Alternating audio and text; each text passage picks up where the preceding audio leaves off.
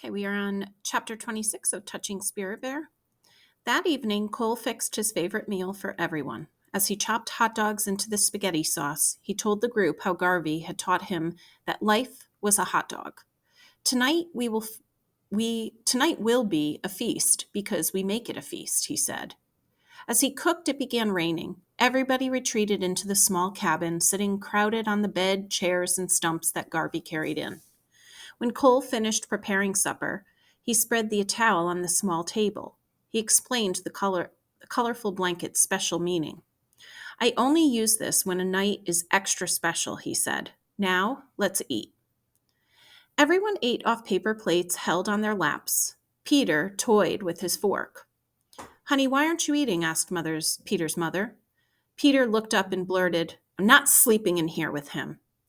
It's okay, son, said Mr. Driscoll. Garvey will be here. He'll make sure that Cole won't. You don't have to sleep in this cabin with me if you don't want to, Cole interrupted. That's right, Edmund said. I've brought along a tent.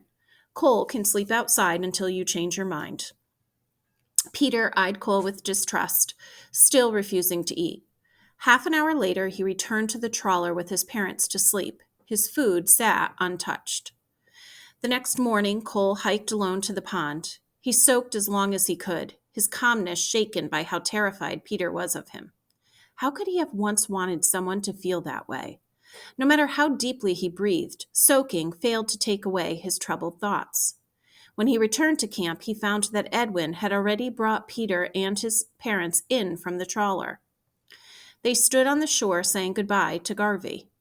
Cole overheard Peter arguing with his parents. But Dad, I don't want to stay here alone with him, he pleaded. I've already explained you won't be alone. Garvey's here. You'll be okay. This is something you must do. When Peter turned and saw Cole approaching, he turned away. Cole went on to the cabin. Before leaving, Edwin visited Cole in the cabin. Mr. and Mrs. Driscoll decided to leave this morning, he said. They had planned to stay longer, but realized they can't protect Peter from himself. After yesterday, I think they saw that you are no longer the problem. He's so scared of me, Cole said. Edwin poured a last splash of coffee in his mug and took a sip. Be as patient with Peter as we've been with you, he said. Don't crowd him. Cole glanced at Edwin, then followed Mr. Driscoll outside. They walked together. I just want to make sure did I just miss something?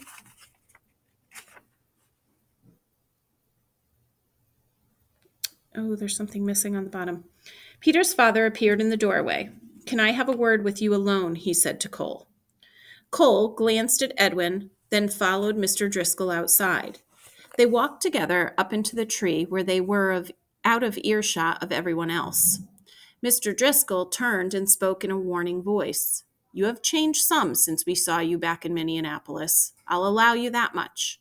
But I also want to tell you we haven't forgotten for a second what you did to our son. Not a day goes by that we don't think back to when you assaulted Peter. None of our lives will ever be the same again. Cole lowered his head. I don't like the idea of Peter being here one bit, Mr. Driscoll continued. We would never have forced him to come up here like this if we thought there was any other choice. After his second suicide attempt, Garvey convinced us that Peter needs to face you or be haunted by his memories the rest of his life. Mr. Driscoll poked a stiff finger at Cole's chest. If you do anything to hurt our son now, God help me, you'll go to jail until you rot. Do you understand me? Cole nodded. Mr. Driscoll, this island can help Peter. I know you still don't trust me, but that's the truth. I've warned you, Mr. Driscoll said as he turned and headed for the boat. Cole returned to the cabin. What did Mr. Driscoll have to say? Edwin asked. He just wished me a good day, said Cole, avoiding Edwin's eyes. Yeah, I'll bet he did. He has a right to be mad at me, said Cole. Edwin set his cup on the table and headed out the door. Stay up here in the cabin until we're gone, he said. I'm leaving the skiff with Garvey in case you have any problems. Cole watched through the window as everyone crawled into the skiff. Peter remained sitting on the shore. As Garvey motored out to the trawler, Peter glanced fearfully over his shoulder as if he thought someone might attack him. Even after Garvey returned to the shore, Peter remained sitting by the water, staring at the trawler motor from the bay. Garvey returned to the cabin. Cole got up from his seat by the window and went to the cooler. There were only 4 candy bars left. He picked out a Snickers bar and started out the door.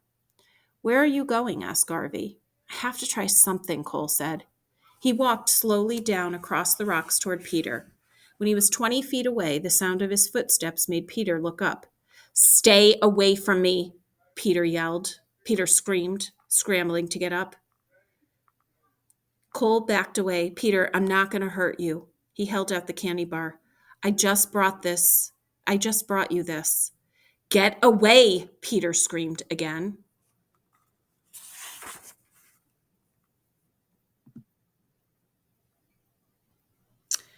Cole crouched and set the Snickers bar on a rock, then turned and retreated to the cabin. He sat down again by the window. "Give him time," said Garvey. During the next half hour, Peter glanced at the candy bar several times, but didn't move toward it. Finally, Cole pulled out his schoolwork and began working on his math. After a full hour, he rocked back in the chair and rubbed at his eyes. "How are my parents?" he asked.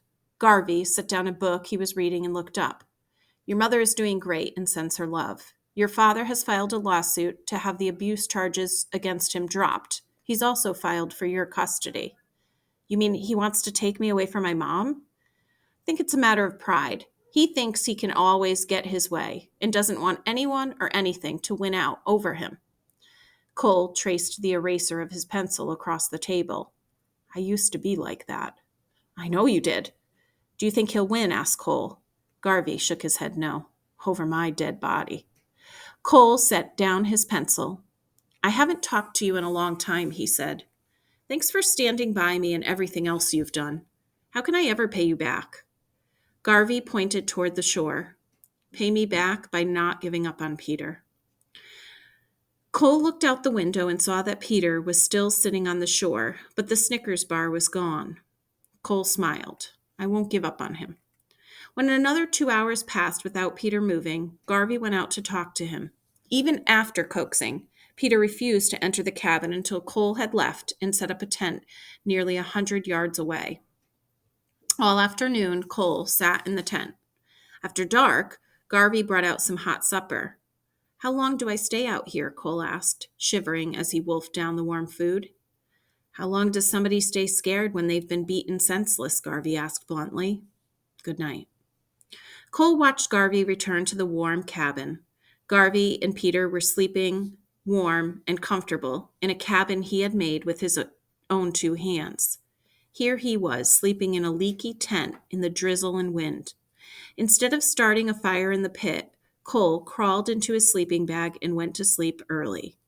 When he rose the next morning, he forced himself to crawl from the warm sleeping bag and pull on his stiff, cold clothes. Before heading to the pond, he knocked on the cabin door and called softly, "I'm going to the pond. Anybody going with me?"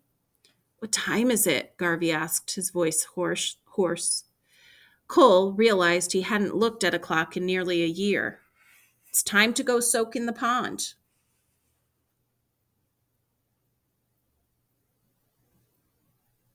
"Oh, it's time to go soak in the pond. That's what time it is," he said. "Give us 5 minutes," Garvey said. "I don't want to go soak in any pond," Peter mumbled. "We'll just go along and watch," Garvey said. Cole saw a lantern flicker in the window, and he heard movement inside. Soon, Garvey and Peter emerged from the cabin, both wearing their rubber boots and heavy jackets. Immediately, Cole set out through the dark, heavy mist, watching slowly so Peter could keep up. He heard the distinct shuffle of Peter's awkward footsteps behind him. When they reached the pond, Cole realized that he had forgotten to bring a towel, but it didn't matter.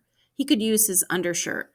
He stripped and entered the frigid water. Peter and Garvey sat down on the bank to watch. It was nearly the beginning of May, but still the icy water pierced Cole's skin like millions of tiny needles. He waded in, forcing steady breaths until he reached the rock ledge on the far side. Eyes closed, he heard Garvey's muffled voice speaking to Peter on the other side of the pond, but he couldn't make out what he said.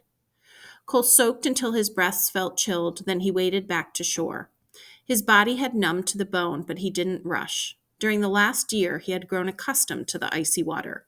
No longer did it take his breath away as it had when he first came here with Edwin. "Do you guys want to carry the ancestor rock with me?" he asked as he wiped dry with his undershirt. "I've explained the ancestor rock to Peter," Garvey said. "We'll hike along and watch you." Cole picked up the large rock and started up the slope. He led the way, never pausing or looking back. By the time he reached the top, his bad arm ached, but he still breathed normally. Peter and Garvey both breathed hard, and heavy sweat beaded on their foreheads. "Now my ancestor rock becomes my anger," Cole explained. Setting the big rock down, he turned to Peter. "You can push it down the hill if you want." Peter shook his head. "I'll do it then," Cole said, giving the rock a hard shove. As the rock tumbled down the hill, Cole closed his eyes. "When I hear that sound, I imagine my anger leaving," he explained. He waited until the crashing rock came to a stop at the bottom, remained motionless for a moment longer, then opened his eyes and started down the slope. Nobody spoke as they worked their way back downstream. "Do you need help with anything?" Garvey asked as they arrived back in camp. "I need to collect more firewood if I'm going to be staying outside much longer. Do you feel like helping us collect firewood?" Garvey asked Peter. Peter turned and walked to the shore and stared off at the horizon without answering. "What's his problem?" Cole said. "You," Garvey replied. "But I hope he knows we're collecting this firewood because of him," Cole whispered. Garvey answered quickly, "I hope you know that everybody's up here because of you." Cole began collecting wood. Day after day went by with no change in Peter. He refused to speak, doing whatever Garvey asked of him, but no more. He hiked along each morning to the pond, but never soaked. When he ate or walked, he moved zombie-like in slow motion. Cole quit trying to make conversation with him. Nearly 2 full weeks after Peter's arrival, they all hiked up the hill one morning with Cole carrying the ancestor rock. When he set the rock down at the top, he paused a moment to rest. Without warning, Peter reached down and gave the rock a hard shove. He stood with his lips bunched, watching until the rock crashed to a stop at the bottom. "That was a good push," Cole told him. The rest of the day, Peter remained withdrawn as usual, avoiding Cole. 3 days later, while Cole was cooking lunch in the fire pit, a rock struck the ground only feet away. Cole turned to find Peter beside the shore, pitching stones into the water as if nothing had happened. Cole looked at the stone that had almost hit him and realized his hands were clenched into fists. He never told Garvey about the stone, but he kept a close eye on Peter. The next incident occurred with Garvey along 2 days later as they were hiking to the pond. It was early in the morning and Cole had just jumped from one rock to another in the stream. All of a sudden, Peter bumped him hard from behind and sent him sprawling into the water. Soaking wet, Cole picked himself up. He found Peter watching him with a smirk. "Why did you do that?" Cole asked. "I didn't mean to bump you," Peter said innocently. Garvey said nothing as Cole continued to the pond. "I'm skipping my soak this morning," Cole said, "because I don't have any dry clothes to change into, but I'll still carry the ancestor rock." As he turned to pick up the rock, he discovered Peter stripping off his clothes. The thin boy ran stumbling into the shallow water, holding his arms above his head. He waded forward, gasping and grunting loudly. Peter never made it across to the rocks. When the water reached his chest, he turned and waded back out. His teeth chattered as he dried himself with his undershirt. That morning, after they returned to camp, Peter seemed more relaxed. He spoke to Cole without being spoken to first. "Don't you get frozen when you soak in the pond?" he asked. Cole smiled. "The first time I soaked last year, I thought my head would crack open and my toes would fall off. But you get used to it." "I don't want to get used to it," Peter muttered. He headed toward the cabin without looking back. As the days passed, the air grew warmer, but the rain came daily. Every morning, Cole hung his sleeping bag up in the cabin to dry off. "I'm going to give Edwin a leaky tent for Christmas," he complained to Garvey. Peter returned to being sullen, refusing to talk. Garvey went about each day, joking with both boys as usual. He kept delivering warm meals to Cole in the tent. Nearly a month had passed since Peter arrived on the island. Twice, Edwin had stopped by to drop off supplies and to check up on them. He never stayed for long. One day, a hard rain fell, and Cole stayed inside the tent. Hour after hour, the steady downpour soaked through the seams, soaking Cole's sleeping bag and clothes. Mid-afternoon, Garvey brought out food. He stared at Cole, huddled with his arms wrapped around his knees. "Dang, it's cold out here, champ," he said. "I'm going back inside." "Thanks," Cole muttered. For several more hours, he sat and shivered. Outside, the rain kept falling, and lightning brought angry thunder to the sky. As night fell, a small stream of water trickled across the center of the floor. Everything Cole touched was wet, soggy, and cold. He prepared himself for a long night. Tonight he wouldn't sleep much. He hugged his arms to his chest and let his teeth chatter. He hadn't been this cold since he had nearly drowned, trying to escape more than a year ago. Suddenly, he heard footsteps outside the tent. "It's warmer in the cabin if you want," called Peter's hesitant voice.